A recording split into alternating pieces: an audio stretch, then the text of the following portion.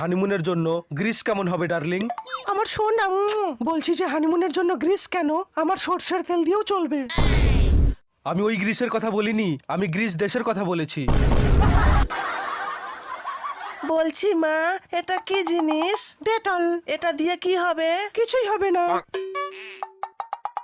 মা, এটা দিয়ে কি হবে? কিছুই হবে না।